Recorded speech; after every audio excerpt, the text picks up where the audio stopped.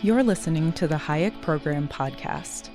This podcast includes audio from lectures, interviews, and discussions from scholars and visitors of the F.A. Hayek Program for Advanced Study in Philosophy, Politics, and Economics at the Mercatus Center at George Mason University. To learn more about the Hayek Program, visit hayek.mercatus.org.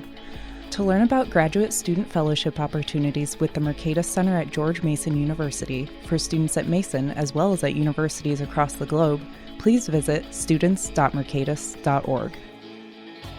Welcome. My name is Jayme Lemke. I'm a senior fellow in the F.A. Hayek Program for Advanced Study in Philosophy, Politics, and Economics. And I'm here today with my colleague, Dick Wagner.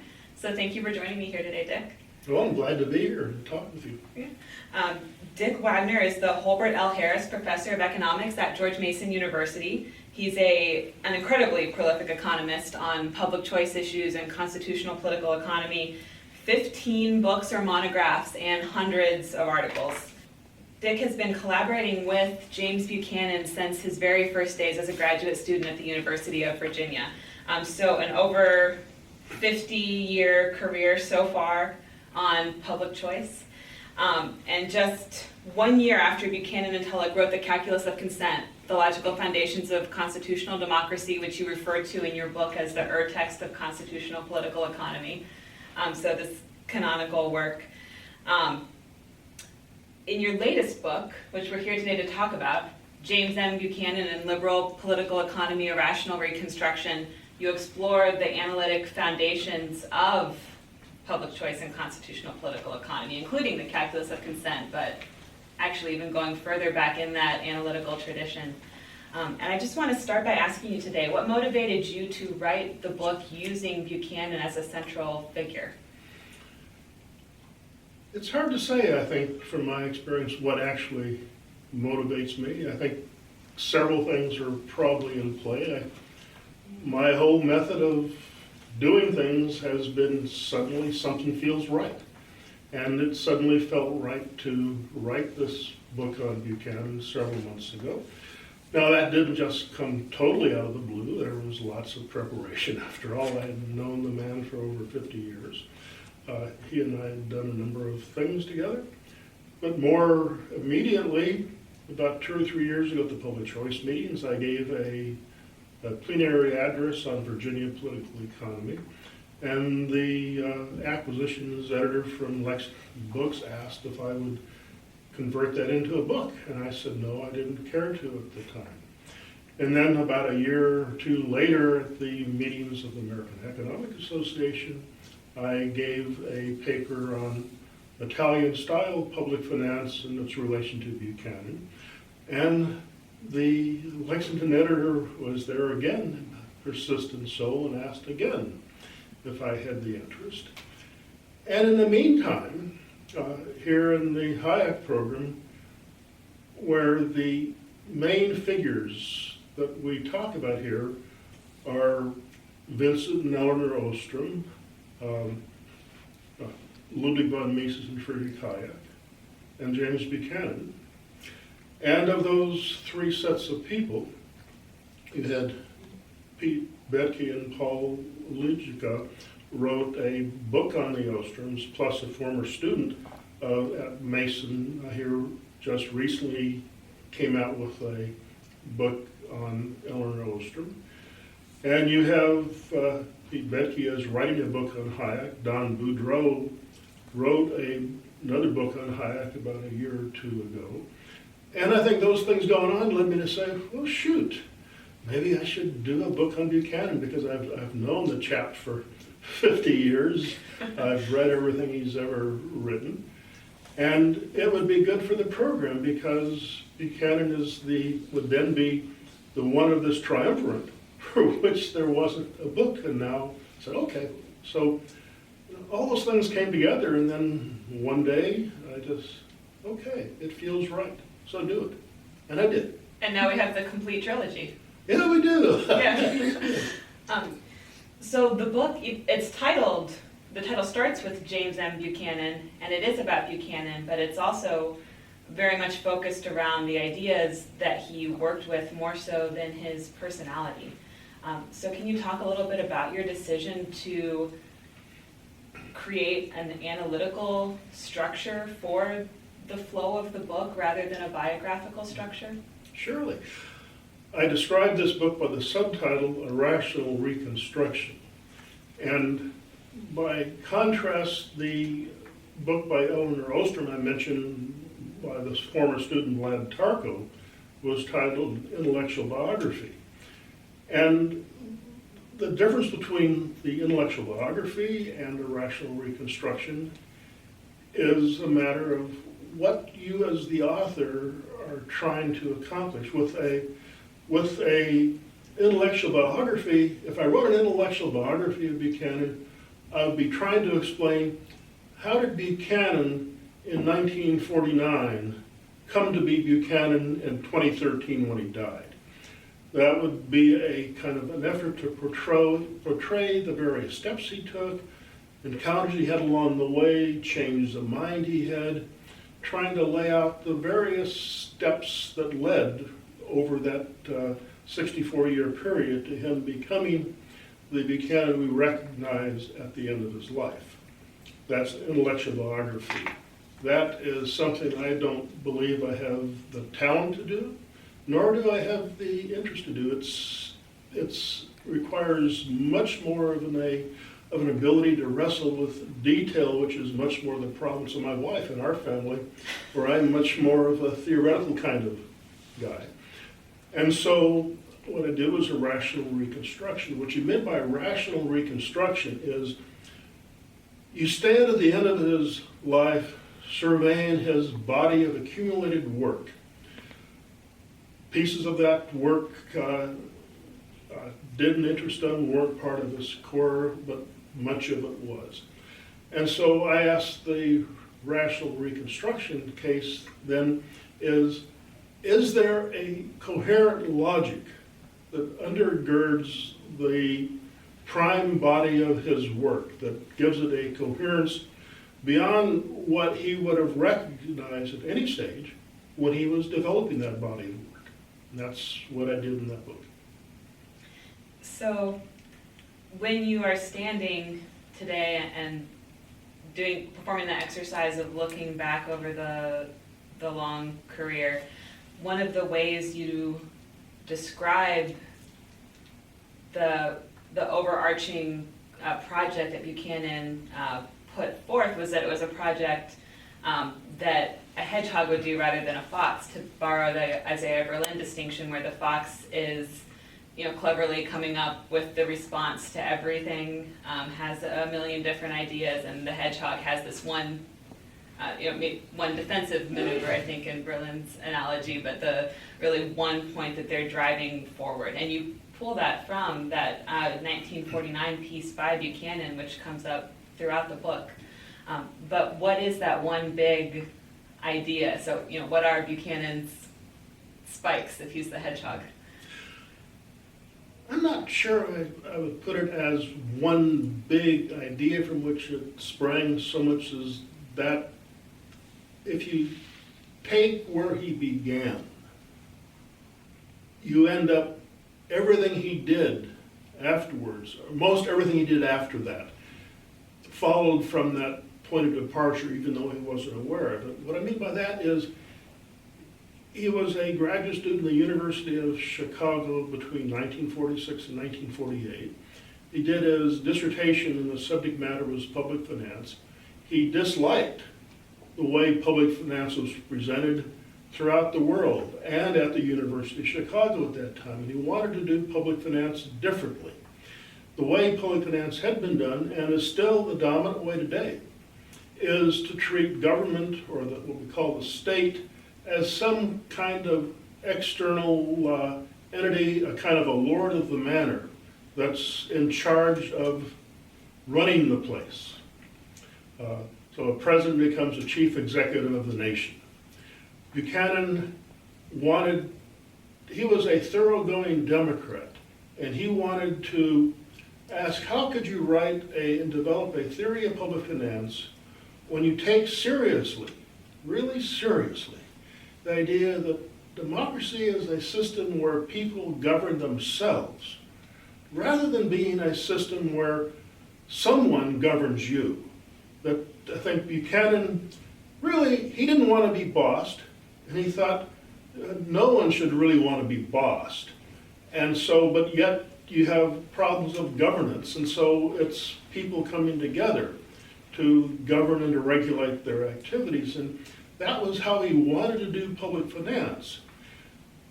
But that concern with trying to explain how it is that you could genuinely have a social and political system organized on the principles of self-governing people, in turn led him into a whole variety of lines of thought. I described in the book that Buchanan was like a gigantic oak tree where a sapling was planted 64 years before his death. And that trunk of that sapling was then, how do you think about public finance in among a self-governing set of people? But that in turn led into some, what I call 6 different branches that were nonetheless there in that very initial question, if you think about it. For instance, how can a set of people govern themselves? Suppose you have just a small group, 500 people. 500 people can't govern themselves, they're just a mob. In order for 500 people to govern, you have to have conversations. 500 people can't converse without some kind of procedures, orders.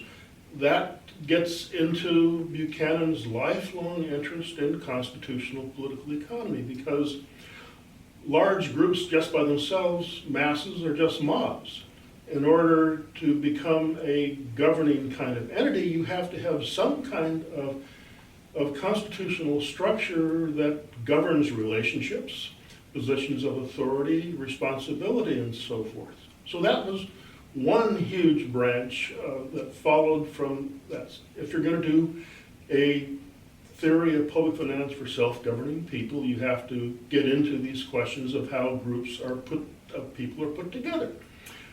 Then another branch that follows from that is questions, well, what processes lead to the generation of groups of people?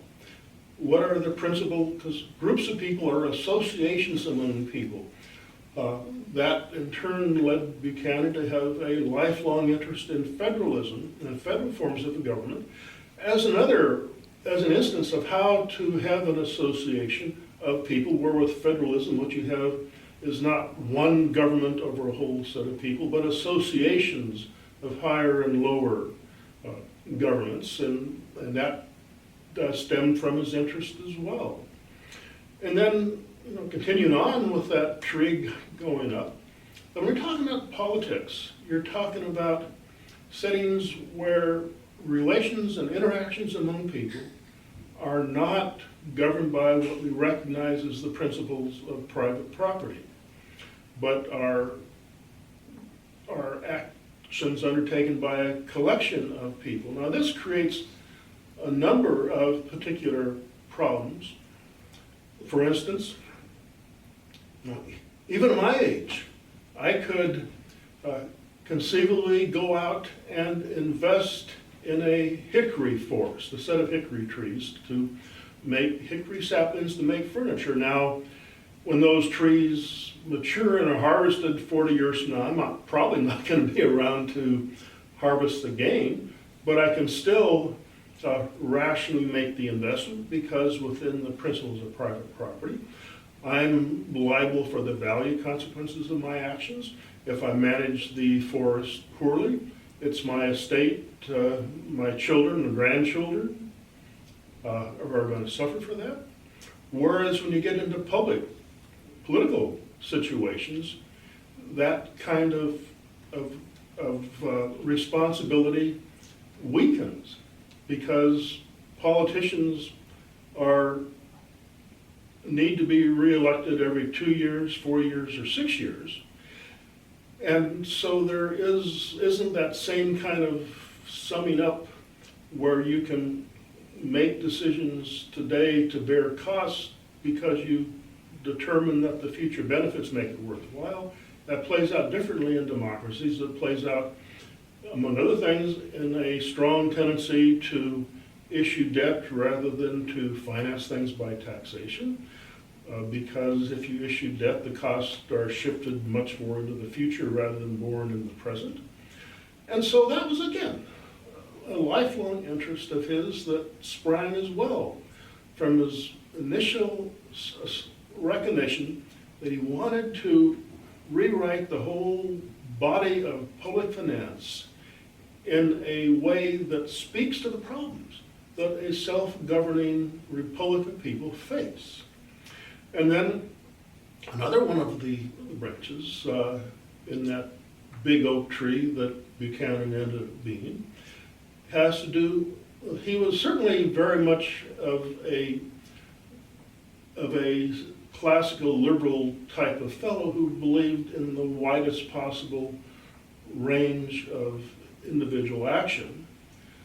But he also recognized that individuals must be responsible as well for maintaining the system. There was a famous story, been repeated thousands of times as far as I know, that it was at the end of the American Constitutional Convention when a woman outside the convention asked Benjamin Franklin, "Hey, Ben, what kind of a government did you folks create in there?" And Franklin responded, "A republic, if you can keep it." Now, implicit in Franklin's response was recognition that to keep that kind of a liberal form of governance is going to require people to undertake actions to preserve it. That we have that saying, I don't know from whom it comes, but eternal vigilance is the price of liberty. Now, how high is the price of liberty? Well, that's a question that comes naturally to someone who is interested in self-governing republics as Buchanan was. And then the final branch of Buchanan's big oak tree was, see, this all began, Buchanan's initial interest began with what you might call in the realm of positive or explanatory economics. It started from an interest just trying to understand better how a world of self-governing people could actually operate, could actually put together what its problems would be. But they're also behind that, since we're all creatures who occupy geographical space that we live together in close proximity to one another, we realize that on the one hand, we get advantages from one another, we can trade with one another, but we also, we get in people's nerves. We irritate one another too. That's all part of the deal of living together. And so the question of how we do conduct our living together is his lifelong interest in the goodness or the badness of alternative arrangements by which this does. And so, in that sense, looking back on his work from the time of his death, it just occurred to me, hey, there is just a very strong logic that, as if everything he wrote was there at the start. It's like, you probably heard that story of Michelangelo and a sculpture, and oh, how beautiful. And Michelangelo responded, as I recall the story, "No, I didn't make that. I just released it." And that's what I think it was with Buchanan. He released what was inchoate in his very foundational dislike of what he thought passed for public finance at the time he was a student. So this is a dramatic oversimplification of the structure you just built. But you have all of these superstructures: constitutional politics, self-governance, post-constitutional politics, the moral and social philosophies that come out of this analysis. And at the root of all of them is this idea that public finance should be a way of understanding relations between free democratic peoples, rather than simply being a science that exclusively speaks to relationships between rulers and their subjects, or a despotic kind of public choice. So how, at the time that Buchanan is doing this early work, how revolutionary is the idea that these public activities can be founded on a democratic basis rather than more of a despotic basis within the science of public finance? Well, there were certainly precursors to the work that Buchanan did. In his doctoral dissertation, Buchanan cited two precursors to there. One was Knut Wicksell, a Swede, who throughout Buchanan's career, Buchanan regarded as the single most important person for his constitutional work, who thought of the same kind of question of how could you have a parliamentary system suitable for Sweden, where in the underlying Swedish parliamentary activities would reasonably strongly reflect a consensus among the Swedish population. And how could you go about, Wicksell asked questions, how could you go about imagining a mode of doing Swedish political business that would fit that image? And then the other source that Buchanan mentioned was an Italian fellow, Antonio da Vita Marco, who Buchanan later spent a year in Italy studying a variety of Italian authors. Da Vita has had one book published in English, and Buchanan had read that. It was published and translated in 1936. And it too offered two different ways of ideal types of democratic forms, what he called a cooperative democracy and what he called a monopolistic form. And the difference between the two forms fit with Buchanan's image of self-governing republics versus republics dominated by special interest groups. And those corresponded to these two forms. And so in many ways, what became known as public choice in the very late 1960s, early 1960s, was already in play in Italy in the actually going back to 1888 and into the 1900s, because you had a variety of Italian public finance theorists who likewise sought to develop a explanation of how governments actually do their business, as against someone saying how they think a government should do its business. Like the long tradition of public finance was, you might say, concerned with the practice of statecraft. What would be a good tax system? Adam Smith, in his Wealth of Nations, had these 4 maxims for a good tax system. At the time that Buchanan was a student, the two main figures in public finance were Brits, Francis Edgeworth and Alfred Pigou. Now, Edgeworth formulated a good tax system as one that would minimize the utility losses, the taxes imposed on people, however you would ever determine that. There was an Italian named Amilcare Pugliani who wrote a theory of public finance about, I think, 1903 maybe. And his concern wasn't in trying to advance his thoughts on what would be a lovely tax system, but was rather in saying, well, the world has a rhyme and a reason to it. And Pugliani said about saying, well, there's a rhyme and reason to all that happens under the sun. Economizing actions are useful principles for understanding that. And he set about trying to explain the kind of what he thought would be the logic by which tax systems were established, were revised over time. And Pugliani has never been translated into English, but has been translated into German. It was translated in 1960. And the sponsor of that translation was a man named Gunther Schmulders. He was doing work in what became was known as fiscal psychology at the time and is kind of the forerunner of behavioral economics today.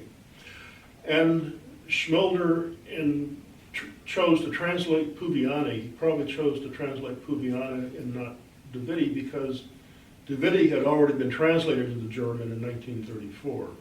And so he presented Puviani, but he also wrote a foreword where he said, Italian public finance has long had a political science character to it, where you have an integration of economics and politics, and with these ideas often giving a very good fit with reality. And so, I think when public choice, in fact, I speculated in something I once, I think even the book, I don't remember, but speculated that suppose you took a bunch of these Italians. See, the public choice got named at a meeting in 1968.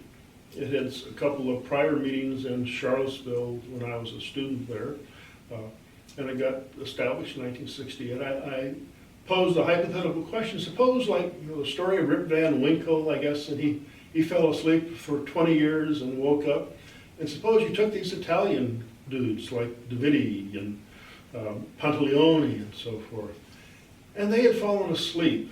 And then they woke up, and here they were in Charlottesville, or in Chicago in 1968. And they were jumping into discussions that were going on about what was then called non-market decision-making. I think those characters would have been right at home. The Italians and the Americans would be speaking the same language. Sure, they have somewhat different emphases and so forth, but they're all speaking the same language. And I think in my estimation, what Buchanan foremost did was really serve to connect what was a short-lived Italian orientation towards collective activity and brought it forward under the rubric now of public choice. So these Italian public finance scholars and Knut Wicksell in Sweden, it sounds like both groups were influenced by what was going on politically at the time in those nations, or at least of their observations of the working of actual political systems. And Buchanan also, both in his own work and in his interactions with Vincent Ostrom, seems to draw quite a lot from the American founding also. So I'm curious a little bit about what your reflections are on that relationship as a political economist between what is often interpreted as an extremely abstract theory, something like the way that Buchanan and Tulloch build up from first principles, a complicated constitutional democracy and the calculus of consent. This is often seen as very abstract, sometimes even a version of social contract theory, although you decisively reject that in your discussion in the book. But what is the relationship between that task of abstract theorizing and the actual observation of the political environment around him maybe in Buchanan's project, but maybe in public choice more generally? You're right. Buchanan was a very abstract theorist. I think it goes back to his disciplinary background as an economist, growing up in the 1940s into the 1950s. That's the way economic theory was presented in a stylized, formalized way. I've often thought it would have been lovely and wonderful if Buchanan had been in the same program as Vincent Ostrom was, for instance, because if you look at Vincent Ostrom, that you find someone who has exactly the same kind of deep down interest, orientations, but Ostrom was a political scientist, and I think his work reflected more of that disciplinary way of doing things that was in play back then, of a greater interest in descriptive accuracy, descriptive realism, but yet both of them deeply shared the same kind of interest in the opportunities and the problems that faced self-governing republics and how they might operate and how they might maintain themselves. Vincent Ostrom wrote a book, a long title that I'm probably going to butcher, but I think it was something like The Vulnerability of Democracies or something like that. But people can look it up under Vincent Ostrom and find it, but it was a book that took some of Tocqueville's visions for self-governing republics and tried to work with some of the implications of Tocqueville's visions, how that relates to ideas about public choice, and Ostrom's work, Buchanan's work. I've sometimes described, for instance, Vincent Ostrom back in 1971 wrote a book called The Political Theory of the Compound Republic. That was subsequently revised. I think it's in its third edition now, although he's deceased, but he took on a co-author named Barbara Allen who revised it. And I've often, on several occasions, have described Ostrom's Compound Republic book as offering a flying buttress to the calculus of consent, that in part with Ostrom's flying buttress being much more fully grounded in actual political processes and institutional arrangements, the calculus of consent had a very austere kind of points of contact with actual practice. Ostrom had much more of that. And many times I thought, gee, that would have been so nice had the two been together, because I think, as in many cases, the overall vision, much like I think what the Hayek program is really seeking to pursue, is recognition that, sure, some of the theoretical thoughts need to make contact with some of the practical matters, and the maintenance of free or liberal societies is itself a project that calls upon a variety of kinds of talents and capacities and activities. It's a project that's far too big for to be encompassed in any one person's head, and is itself a kind of a problem of collective organization of concerns. It seems, though, that Buchanan was very critical of some particular types of interaction with practical politics, specifically engaging in actually making specific policy recommendations. One of my favorite stories, I think, in the appendix where you engage in some personal reflection is when you tell about being in his class for the first day and attempting to answer the question about what was wrong with the American tax code, and being an enthusiastic young student, you had all these ideas, things you've been learning and reading over the summer, and he told you, Mr. Wagner, we're Democrats here, not autocrats. Paraphrasing. Yeah, you bring back a long, long way. Yeah, I had spent this summer, before going to Virginia, I read Buchanan, a textbook on public finance. I read things by his academic advisor who he didn't like. I didn't know that at the time, on tax reform, all this stuff, and he asked this question. What was wrong, the very first question in class, what was wrong with the American tax system? And I piped up and answered the question, I thought, beautifully, about closing loopholes, lowering rates and all this, and he shot right back, Mr. Wagner. He had no business answering a question like that. Yeah, we're Democrats. I didn't know what he meant. That came later. But what he meant was part of his wanting to get away from what I think he regarded as feudal modes of thinking, where public finance, collective business, was the province of a few public officials who had to be regarded as doing the right thing because public business was too complicated for ordinary people. And so he thought it wasn't any particular economist's business to say what a good tax system should be. He thought what a good tax system would be what a set of people would generate out of a deliberation among themselves. And that's the kind of the image he had. Everything he did was centered around that kind of orientation that he probably said to himself, I want to really plumb deeply how you think about problems of self-governance, where the typical way that economists to this day think about government is some entity that you can instruct to do the right thing, that can bypass people and their interests or their beliefs. And that was something that Buchanan disagreed with thoroughly. And so that notion that, hey, we're Democrats here.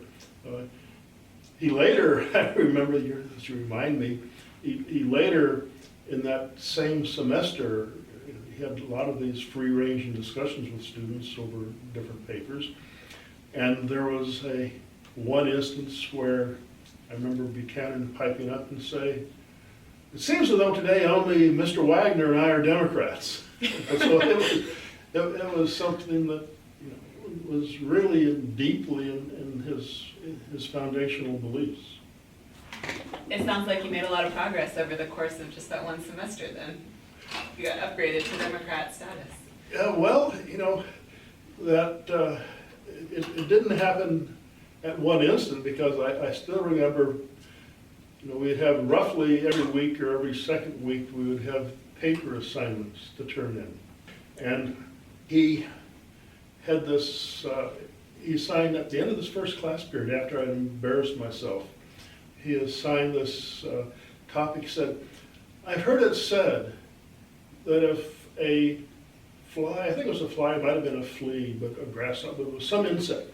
He said if this insect were like 9 times as big as it is, it wouldn't be able to fly, and it might even crush under its own weight. Then he said, well, government has grown. It used to be less than 10%, and now it's up around 40%. But I think there's an interesting problem of fiscal dimension here. And so for next week, you all should go out and write a small essay on the problem of fiscal dimension. I put aside my embarrassment for a minute, shot up my hand. I said, Mr. Buchanan, could you give us a clue of what you're looking for? And he instantly shot back. I said, Mr. Wagner, if I knew what I was looking for, I wouldn't care to hear what you think. So, yeah, so, but I shortly thereafter, I came to understand his mode of instruction, and I think internalized a lot of that myself, which is, and we're talking about advanced graduate work now, because I took Buchanan. I was a first-year graduate student, but the class was all second-year students, and I took it because I was excused from taking, the first year had a standard 4-course program then, but I was excused from the math econ class from my background, and so I told Leland Yeager, who was director of graduate studies then, okay, I want to take Buchanan. He said it wasn't advised. He said I still want to take it. And so I did, but I didn't have any of the background knowledge that other people had who'd been through the first year, or else came to Virginia from a master's somewhere else. And so I was really, first essay, I remember he gave this fiscal dimension, and I wrote up my 3 pages on the old Smith Corona portable electric typewriter. And I got back, turned it in 1 week. The next week when we meet, he passes it back, and he wrote a remark in the bottom of the page. You have an interesting idea here, but you need to get more directly to the point. B-. And so, after that, I wasn't sure graduate school was for me, but. Well, thank goodness you stuck with it. And you wound up being frequent co-authors with Buchanan, so he must have felt pretty good about the direction of your progress. One of the subjects that you wrote about a lot together early on was deficit and debt financing. And so I want to ask you a little bit about that project, because I know it's a research agenda that you've continued to work on also. So what, coming out of this Buchananite public choice perspective, what role is there for democratic peoples who are engaging in this kind of self-governing system where they are able to engage in this kind of cooperative collective action with each other in that democratic framework? What scope is there for those peoples to take on debt?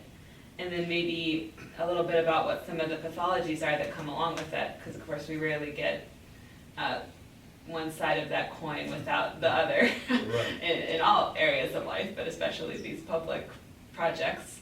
But just a little bit about your work on debt. Oh, public debt provides some really fascinating and difficult questions and issues. Because if you start from ordinary private debt, debt contracts are promises. A promise, you're borrowing an asset from someone else for which you have an obligation to repay. And so all credit contracts have this kind of structure where someone has an asset which they lend you, and they can expect to get that asset back with monetary loans with interest, or even in such cases as you might go out and borrow a bed because you're having some company come for a week and you're expected to return that bed in the right condition and so forth. And it's all credit contracts have this kind of problem with them, and the law of credit contracts in private business is well developed to deal with the problems that arise. But what happens when you get to democratic systems where who owes what to whom when a democratic government goes in debt? See, we speak about government being indebted, but governments can't be indebted. Monarchs of old could be indebted. Monarchs of old had lands, had various estates, their own wealth. Now, people who might lend to the monarchs of old sometimes could be fearful of being paid back, sure, but still, when a monarch was indebted, it was clear who owed what to whom. May not get repaid, but you know who owed what to who. But when a democracy, a democratic government goes into debt, who owes what to whom? If you ask that question, it's not apparent what the answer is, because the government will float an issue of bonds that promises to pay bondholders at some future period. But who exactly is obligated to pay those bondholders? Obviously, they say the answer as a class would be taxpayers. But did taxpayers choose to issue the debt in the first place, to borrow? Many taxpayers, perhaps some taxpayers did, and other taxpayers didn't. You can, I think, feel pretty confident that there are many taxpayers who would probably rather have had the spending project not done and not had to pay taxes in the future. So you can have people within democratic systems who are forced debtors through the collective decision process. And so I think this is one of many instances in which a language and conventions of thinking that develop in terms of private interaction can get corrupted when they are brought to bear to public interaction. And so I think it's a huge confusion of thought to think of democratic governments themselves as being indebted when there's no agent in that democracy who bears the liability, the responsibility for making good when things don't work out. If you have a government that sponsors a big tunnel projects, go to under a river, is going to spend $100 million. It borrows. And then the costs go up 200 million, 300 million.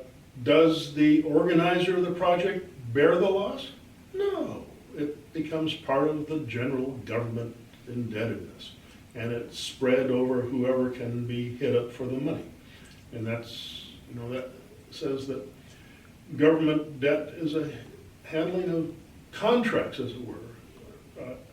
Our obligations that extend over long durations of time are particular problems because there's no one who is responsible for that obligation when they leave office. And it's a problem that goes far beyond debt. It's a problem that's comes up in any kind of governmental-based promising, where promises extend over longer periods of time. It's, we talk about, like, the official, I guess, American debt is up around 20 trillion or so. But there's also a massive debt buildup into what is things like Medicare and so forth, that by some estimates are in the order of $100 trillion or so, which in all these things, if you apply the principle of contract, and you talk about what they call as a unfunded liability, what that means is that the promises politicians have made to people in their capacities as recipients of benefits from programs exceed the promises or commitments that have been made to people in their capacities as taxpayers. There's a $100 trillion gap between the promises that politicians make to one set of people in their capacities as taxpayers and the promises they make to another set of people in their capacities as beneficiaries. And so it's an arrangement that is knowingly at the surface a form of systemic lying, you might say, that built into this democratic system is a form of built-in lying, that people knowingly know that this can't be maintained, but yet that's an outcome of the system. And I think those are the kinds of things that are of great significance in terms of trying to understand and wrestle with the problems of what does it require for there to be self-governing republics. And it means that there's part of that has to do with the responsibilities that you bear as a member of a self-governing republic. Do you ever think that, for instance, when politicians, they talk about what they're going to do, they talk about what their benefits you're going to get from what they do. Now, the basic theory of economic organization or economic equilibrium, if you will, says that every transaction has two sides. It has what we recognize as a demand side and a supply side. The politicians always emphasize what you might call the demand side, what we get. They don't emphasize the supply side of who has to do what to make that happen. But yet you can't do one without the other. You go back to old Herbert Hoover. Poor old Herbert, he had this minor little entitlement called a chicken in every pot. Now, that came from Herbert Hoover. Now, how can you promise everyone to have a chicken in their pots if you don't at the same time force a system of constricted labor onto people to make those chickens happen? They don't just happen. But political discourse, political rhetoric always, or almost always, stresses the good side, the demand side.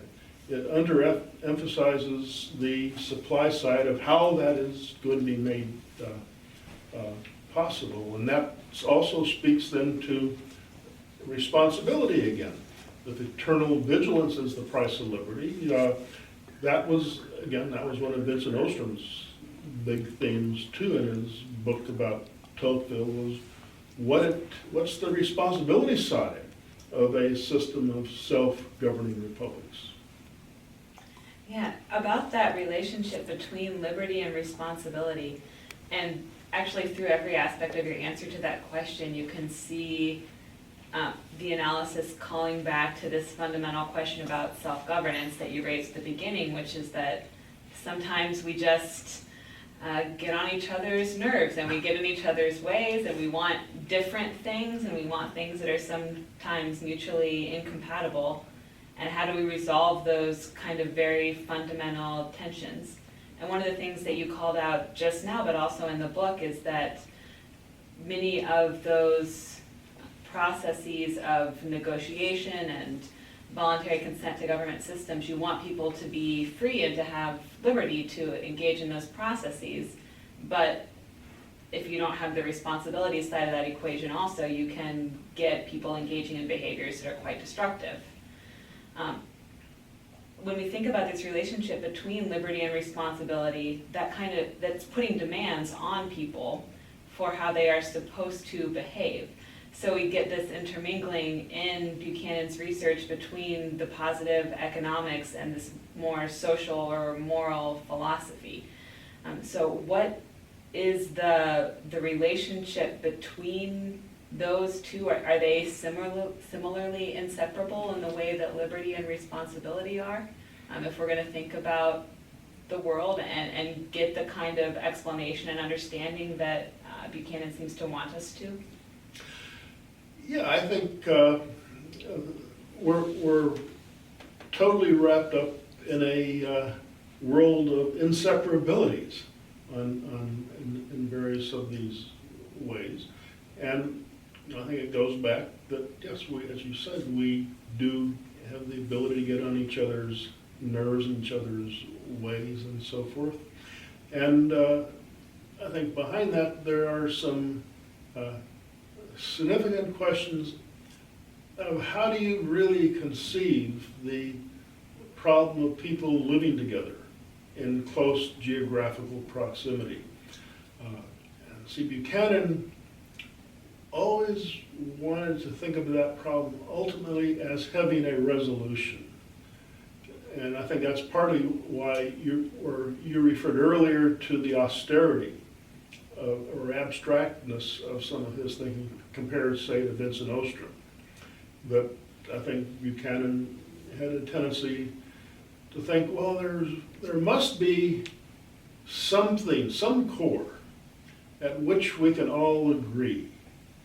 And that becomes, in his scheme of thinking, a constitutional moment. We can all agree, and here's how we're going to, rules by which we're going to live together, and then all of our subsequent disagreements are nonetheless resolvable within that original framework of rules.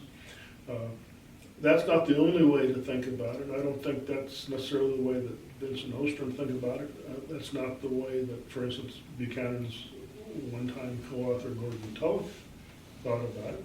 It's also not the way a lot of very significant Italian social philosophers thought about it. You know, one of probably the main point of divergence between Buchanan and myself in thinking about these matters is I think Buchanan shied away from a number of Italians, going back to Machiavelli actually, that I think he could usefully have brought into his field of vision. There's a question there of, it's a question of whether at base societies are or can be totally, I think, peaceable places, or whether the peace that you can experience is held together inside of a latency of conflict among people, getting back to these questions of, on the one hand, we recognize gains from trade. That's what fundamentally what economics is about, is the exploitation of gains from trade. But if you also bring in that, yeah, we do annoy each other, we also have quarrels about precedence. You take a set of people, 50 people want to be in an orchestra, they want to be first violin. Only one's going to be. And so there's going to be perhaps conflict, intrigue, disputation, and all that. That's all part of the social deal. And so this kind of leads to the question of whether you think about a social economy in terms of some kind of closed model where you have an answer finally. There's a final answer. I one time wrote a paper actually comparing Buchanan and Tulloch. And I called it something about East of Eden or West of Babel. That was the subtitle, I forget the title.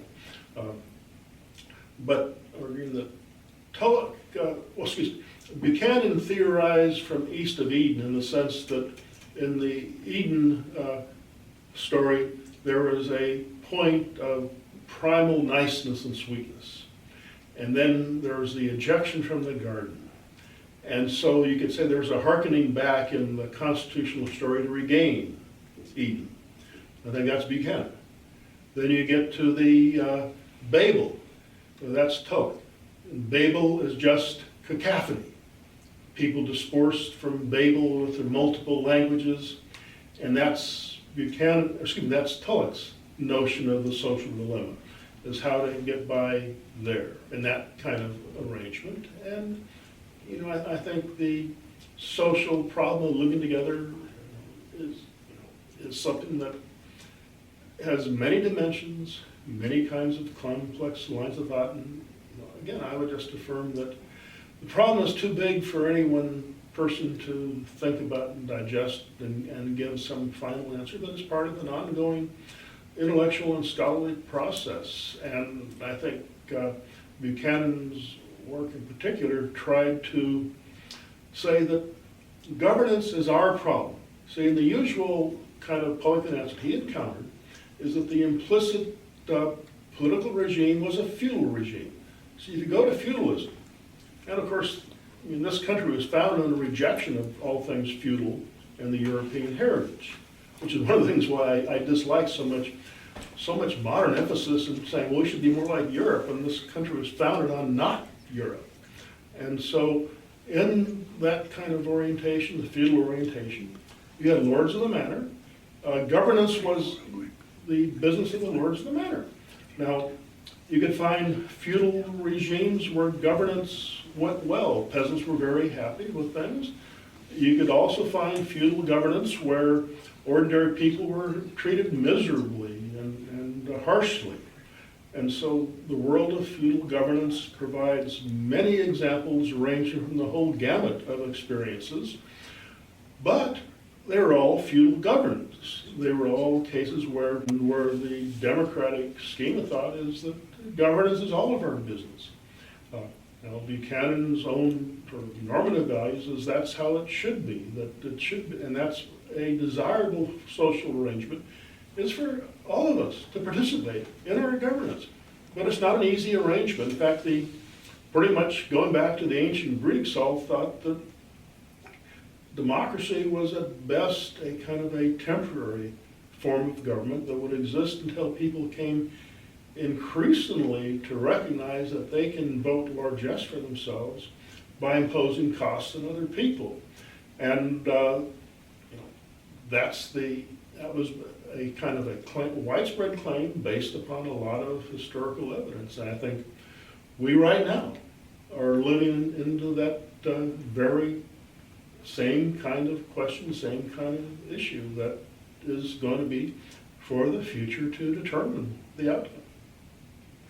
Well, to wrap up, I just want to ask you one last question, not asking you to be Cassandra here, but in the spirit of operating in the extended present and maybe figuring out where this tree is growing, where do you think are some of the most productive research directions for people who want to do research in public choice and constitutional political economy in the spirit of Buchanan?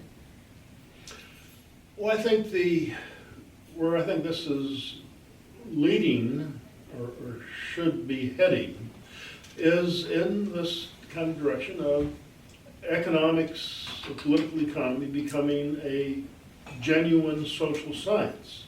If you look at economic theory, if you go back to the time of Adam Smith, economics was a social science. It was concerned with trying to understand the properties of societies, recognizing that people had certain principles of action that we refer to as economizing action. All that means is that people continually try to seek for states of living that they value more highly than what they have now. And that simple universal principle of economizing action in the classical economists led into that was a way of thinking about society and different forms of social organization and their properties. And when you get to the neoclassical period in economics, things got subverted or turned away. In that what you had over the course from the late 19th into the 20th century into today is the treatment of economics as a theory of choice or of rational action. This didn't happen all at once, it happened in stages or in steps. But if you start from the idea, I don't want to get involved in too much in technical economic theory, but you start from the idea that an economic system is now to be treated as an entity that conforms to some principles of the theory of equilibrium. What that means, what that enables, is you can treat a society, you can reduce a society to a single person, call it a representative individual, and do all of your theorizing in terms of that representative individual. What happens thereby is all of the social processes, interactions, and so forth disappear. It's like, and there have been models, many we call Crusonia models, imagining Robinson Crusoe. And there's lots of things of rational choice you can illustrate by Robinson Crusoe. However, if you had 100 Robinson Crusoes on their individual islands, you would have 100 tales of Robinson Crusoe. But suppose instead those 100 Robinsons are all washed up on the same island. You're going to have all kinds of new situations, new problems, new phenomena arising that would never arise to any one of those 100 Robinson Crusoes. And it's that interaction amongst all these people where the real material, I would say, of political philosophy and political economy and social philosophy arise, because Robinson Crusoe by himself has no questions of mine or yours, has no one to quarrel with, no disputes, no courts, no jails, nothing. And it's only when you have multiple people interacting that you generate not only multiple opportunities for trade, but again also multiple ways in which we can get after on each other's nerves. And so I say that where I think this whole scheme of Virginia political economy leads is to recognition that what material we're dealing with is fundamentally a theory of society. That in this sense, I mentioned earlier that Buchanan really tried to bring forward the Italian theorist into the present in his treatment of public finance.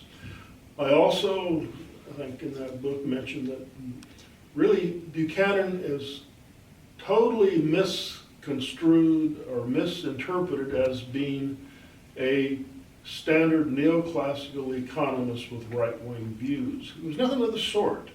Sure, he was a classical liberal. He believed in the importance of individual liberty for human development and our capacities, and thought by and large we should be able to govern ourselves and not be bossed by someone else. And that was very much part of it. But he was fundamentally operated within the British or English classical tradition of political economy, going back to Adam Smith, David Hume, people like that. The only place he diverged from this classical tradition was he didn't get confused about diamonds and water. You know, Adam Smith repeated this diamond water paradox that it's a paradox that water is necessary for human life, but diamonds are so much more valuable. But the classical economists repeated this confusion for a long time. It took the neoclassical period to resolve it. But so Buchanan wasn't confused about the diamond water paradox, but that's the only sense in which he was really a standard neoclassical economist at his core. Other than that, he was a classical economist. What that meant, and there's a wonderful paper published in 1960 by Nathan Rosenberg called Institutional Aspects of the Wealth of Nations. And what Rosenberg pointed out was that Smith was not at all centrally concerned with any notion of an efficient allocation of resources. He was rather concerned with the institutional arrangements by which people live together. And it's that, because, see, think about it. We talk about efficient resource allocation, but resources can't allocate themselves. They can't. They're inanimate objects. Only people can allocate resources. But they do so inside of some kind of set of arrangements that governs their relationships with one another. And so that means that the foreground of your theoretical concern, conceptual concern, really has to be on the arrangements that we develop to govern our relationships, where the allocations that we create, they just come out of it. They're not of any first order interest. And that, I think, was the inchoate kind of vision that was animated Buchanan's program. I think it's the program that was alive when Virginia political economy got started in Charlottesville in the mid-1950s. And I think it's a vision that's alive and well today. It's a vision, I believe, that very much the Hayek program here, with its threefold emphasis on philosophy, politics, and economics, is, I think, very much in position to carry forward. And I hope to be actively doing that for many, many, many long years in the future. Well, I hope so too. And we've been talking today about Richard Wagner's newest book, Jayme and Buchanan and Liberal Political Economy, A Rational Reconstruction. We didn't get through a fraction of what it covers, so if you're interested in more, please pick up a copy. It's always a pleasure talking to you, Dick, and today was no exception, so thank you so much. Well, thank you so very much. I always love talking to you too. Thank you for listening to the Hayek Program podcast. To learn more about the research, scholars, and work of the Hayek Program, visit hayek.mercatus.org. For more information about graduate student fellowship opportunities for students at Mason as well as at universities across the globe, please visit students.mercatus.org. We hope you recommend students to our programs or consider applying yourself.